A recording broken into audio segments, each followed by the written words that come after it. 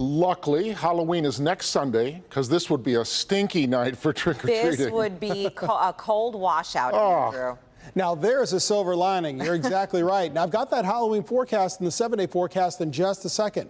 Hold on. We're looking at rain that continues to fall, though, and it is turning into, of course, a soggy evening, and this rain is here to stay for tonight and most of tomorrow. Right now, it's coming down lightly across the area, but that being said, it is also coming down persistently. Now, we have heavier rain to our west, back towards Chicago, Milwaukee. Here, let me throw a lightning tracker on. You've even got some thunderstorm activity here just south of Chicago. This thunderstorm activity is generally going to remain south of the Ohio border. But what you see here, still light to moderate rain, minus the thunder and lightning, is still headed for southern lower Michigan. So that is what we'll experience as we go through the rest of the evening, tonight, and tomorrow. And it will come down gradually at times, heavier at times, especially after midnight. And some of that heavier rain or pockets of heavy rain go over us tomorrow morning and even tomorrow at midday. That means grand totals easily around 2 inches or more, anywhere from M59 southward. Just over 2 inches or 2¼ inches in Pontiac. Same thing over in Mount Clemens, out toward parts of Livingston County,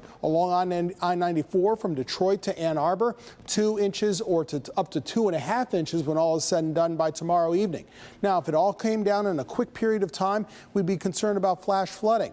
But the main concern is still about flooding, but in those areas that are still prone, or in neighborhoods or in homes that have experienced flooding in the past because basements were not secure at the time and there hasn't been enough time to go ahead and shore them up. So if you know your basement is still vulnerable, try to secure any appliances that are downstairs. Try to move anything that's on the floor in the basement, either to higher shelves or higher floors. And as always, be good neighbors, whether they're seniors or anyone else that's in the neighborhood. Make sure you just simply give them a call, make sure they're okay, and ask if they need any help, especially if you know they experienced some flooding in the past.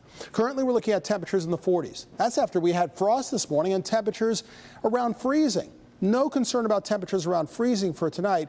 The warmer air, relatively speaking, remains over us. We've got temperatures in the upper 40s to about 50 degrees. Temperatures only budge a few more degrees downward over the next few hours and into tonight. Overnight lows are going to be still in the low and mid 40s. Winds aren't that bad for now, but any wind out of the east, which will happen tomorrow morning through the day, even into Tuesday morning, will push the waters of Lake Huron onshore. So there are lakeshore flood advisories that begin tomorrow morning for Sanilac and St. Clair counties.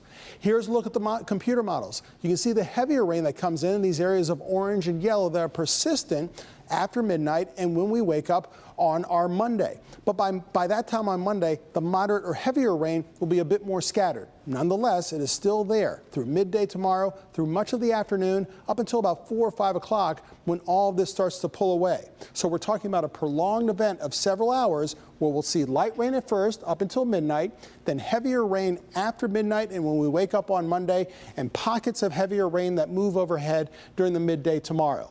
Temperatures stay in the 40s overnight, only low and mid 50s as we get into tomorrow afternoon. Then some relief comes on both Tuesday and Wednesday with sunshine coming back, cool with temps in the low and then upper 50s. Some more showers in my forecast on Thursday and Friday, but it's out of here in time for the Michigan State game and for Halloween. Good timing. All right. Thank you, Andrew.